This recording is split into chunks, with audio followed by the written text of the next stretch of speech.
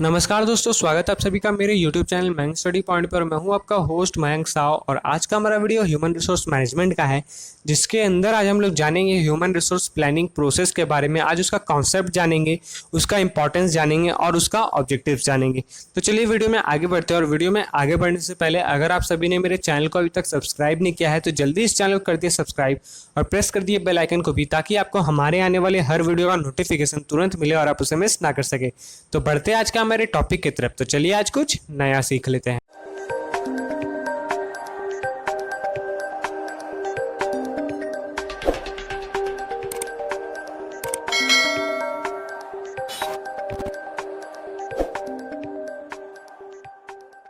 तो हम लोग यहाँ पे बात करें ह्यूमन रिसोर्स प्लानिंग का, तो आज हम लोग ये कॉन्सेप्ट जानेंगे, इसके ऑब्जेक्टिव्स जानेंगे और इसके इम्पोर्टेंस जानेंगे। बेसिकली ये वीडियो तो है बहुत बड़ा, तो इसके हम लोगों ने दो पार्ट कर दिए। आज हम लोग ये कॉन्सेप्ट, फीचर्स और कैरेक्टरिस्टिक्स और ऑब्जेक्टिव्स जानेंगे, जिसमें इंपॉर्टेंस और ऑब्जेक्टिव्स हम लोग बोल रहे हैं। और नेक्स्ट वीडियो में हम लोग इसके प्रोसेस जानेंगे और उसके कुछ पॉइंट्स जानने की कोशिश करेंगे।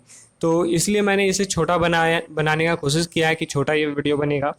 तो यहाँ पे बात करें ह्यूमन रिसोर्स प्लानिंग का, तो ह्यूमन रिसोर्सेज जैसे कि हम लोग को समझ में आता है कि कोई भी जो ऑर्गेनाइजेशन के अंदर काम कर रहे लोग, उनको ह्यूमन रिसोर्स बोला जाता है। उन लोग का काम क्या चल रहा है वो देखा जाता है। प्लानिंग की कौन सा काम के लिए कौन सा एम्प्लॉय की ज़रूरत होता है और कब ज़रूरत होता है।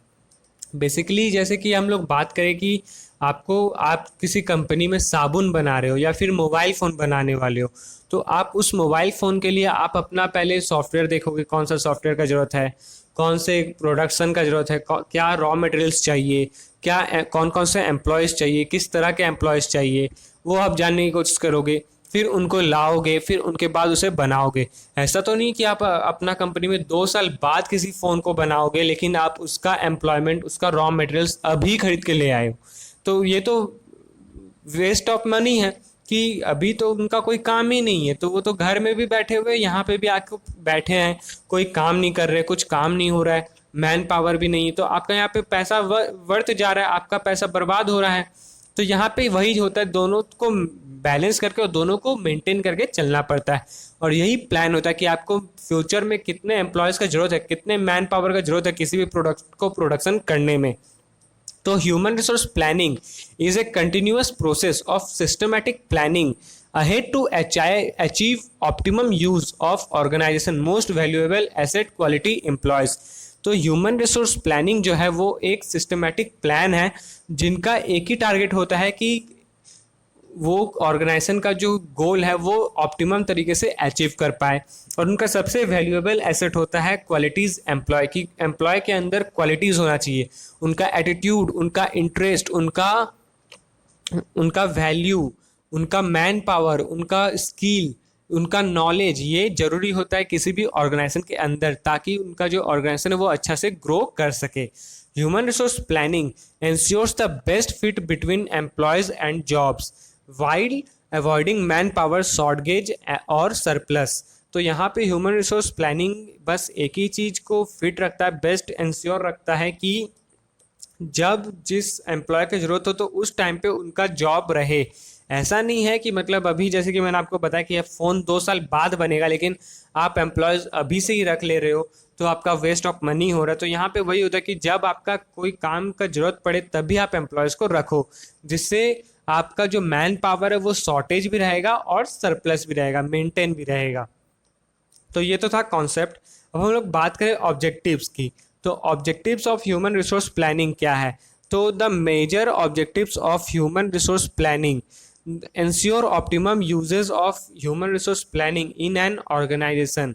तो सबसे ज़्यादा इंश्योर होता है, सबसे ज़्यादा यूज़ होता है, ऑप्टिमम यूज़ किया जाता है ह्यूमन रिसोर्स प्लानिंग का। हर काम आपको प्लान करके करना पड़ता है। Avoid balances in distribution and allocation of human resources. Human resource के अंडर जो भी डिस्ट्रीब्यूशन है कि कितना रॉ मटेरियल चाहिए, कितना, आपको दोनों मेंटेन करके चलना पड़ेगा। काम जो है वही एम्प्लॉयज़ है, जो काम नहीं है उनका एम्प्लॉयज़ नहीं है।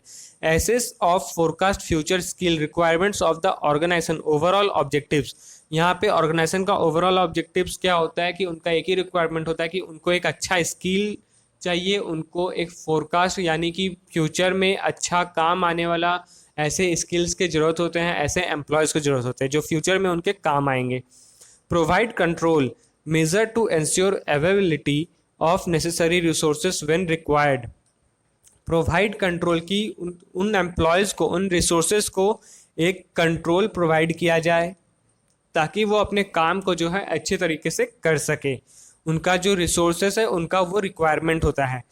Control the cost aspect of human resources, फिर कॉस्ट और एस्पेक्ट जो होता है उनको वो कंट्रोल कर पाए, ह्यूमन रिसोर्सेज का जो कॉस्ट है उनको वो कंट्रोल करके चले।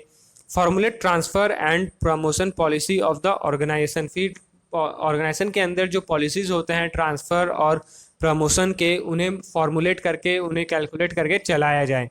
फिर आता है importance of human resource planning. तो importance of human resource planning क्या होता है? Human resource planning is deemed necessary for all organization for one और the other of the following reason. तो यहाँ पे ह्यूमन रिसोर्स प्लानिंग का कुछ रीज़न भी होता है जो हर तरह के ऑर्गेनाइजेशन में पाया ही जाता है। To carry on its work each organisation needs personnel with the necessary qualification, skills, knowledge, work experience and aptitude for work. These are provided through effective manpower planning। तो यहाँ पे जो मैन पावर को इफेक्ट करने वाला plan होता है वो ये होता है कि किसी भी ऑर्गेनाइजेशन में, कोई भी ऑर्गेनाइजेशन जो है वो उन्हीं लोग को लेता है जिनके पास डिफरेंट डिफरेंट स्किल्स होते हैं, डिफरेंट डिफरेंट क्वालिफिकेशंस होते हैं, डिफरेंट डिफरेंट वर्क एक्सपीरियंस होते हैं, जिनके पास अच्छा नॉलेज होता है, जिनका एटीट्यूड अच्छा होता है, जिनका वैल्यू अच्छा होता है, जिनका इंटरेस्ट वर्क काम के प्रति अच्छा होता है, उन्हें ही रिक्वायर किया जाता है। फिर since a large number of persons have to be replaced who have grown old और हु रिटायर, डाई और become incapacitated because of physical or mental elements, there is a constant need of replacing such personnel, otherwise the work would suffer। तो यहाँ पे एक और importance होता है, importance देखा जाता है कि जो जिनका उम्र हो गया है, जो बहुत बूढ़े हो गए हैं, जो बहुत रिटायरमेंट का जिनका टाइम आ गया, जो रिटायरमेंट ले लिया, जिनका डेथ हो गया है, तो उनको रिप्लेस कर दिया जाता है। या फिर जो कैपेबल नहीं होते हैं, उनका फिजिकल और मेंटल एलिमेंट्स काम नहीं करता है प्रॉपरली, तो उनको क्या करता है ह्यूमन रिसोर्स जो है वो रिप्लेस कर देता है। नहीं तो अगर अपने उस ऑर्गेनाइजेशन में रहते हैं और उनको आप रिप्लेस नहीं कर रहे हो, उसको काम से रिटायरमेंट नहीं दे रहे हो, या फिर उनका काम कोई और नहीं संभाल रहा, तो वो जो काम में पेंडिंग पड़ा रहेगा और वो वहीं पे सफ़र होता रहेगा। तो यहाँ पे ये भी होता है, बहुत सारा चेंजेस होता रहता है। Human resource is essential because it arises from factors which are socially and emotionally sound, such as voluntary quits, discharges, marriage, promotion, or factors such as seasonal and cyclical fluctuation in business, which cause a constant ebb and follow if the workforce in many organisation. Human resource planning का एक essential काम होता है वो factor जो socially और economically काम कर सके, वॉलंटरी क्वाइट्स रह सके, डिस्चार्ज रहे, मैरिज हो, प्रमोशन हो, कुछ भी हो, उनको हर तरह से फ्लक्चुएट कर सके, उनका फ्लक्चुएशन हमेशा चलता रहे, उन लोग के बीच में एक फ्लेक्सिबिलिटी बना रहे, ताकि उनका जो वर्क फोर्स है वो हमेशा ऑर्गेनाइजेशन में फ्लो होता रहे, कहीं भी ऐसा रुके नहीं। In order to meet the needs of expansion programmers which become necessary because of increase in the demand for goods and services by a growing population, a rising standard of living which calls for larger quantities of the same goods and services as follow for new goods. The competitive position of a firm which brings in the more business arising from improvements affected in the slum period, and the rate of growth of the organization HRP is unavoidable। तो यहाँ पे क्या होता है कि जब human resource planning में जो भी प्रोग्राम्स होते हैं, जो भी प्रोग्रामर्स होते हैं, जो भी एक्सपेंसेस होते हैं, उनका बस एक ही ऑर्डर होता है और एक ही डिमांड होता है कि जितना पॉपुलेशन देश का बढ़ रहा है, जितनी तेज़ी से बढ़ रहा है किसी भी देश का, उतना ही तेज़ी से उनका डिमांड भी और उनका सर्विस भी सामान का बढ़ना चाहिए। जितना जल्दी उनका सामान का डिमांड बढ़ेगा, उनका सर्विस का डिमांड बढ़ेगा, उतना ही जल्दी जो है कंपनी इंक्रीज करेगा, उनका बिजनेस जो है इम्प्रूवमेंट लाएगा अलग अलग पीरियड में, which calls for large quantities of the same goods and services. फिर उसमें जो है उनका जो एक ही प्रोडक्ट का डिमांड होगा, क्वांटिटीज होगा, वो बहुत ही ज़्यादा मात्रा पे होगा। And the rate of growth of the organisation, फिर जाके ऑर्गेनाइजेशन जो है वो इम्प्रूव करेगा और धीरे धीरे बड़ा होगा, इंक्रीज होगा, वाइड होगा। तो एचआरपी जो है इसे अनअवॉइडेबल करता है, इसे अवॉइड नहीं कर पाता है, इसको उन्हें इम्पोर्टेंस देना ही पड़ता है। तो दोस्तों आज के लिए बस इतना ही। उम्मीद करता हूँ कि आप सभी को मेरा वीडियो पसंद आया होगा।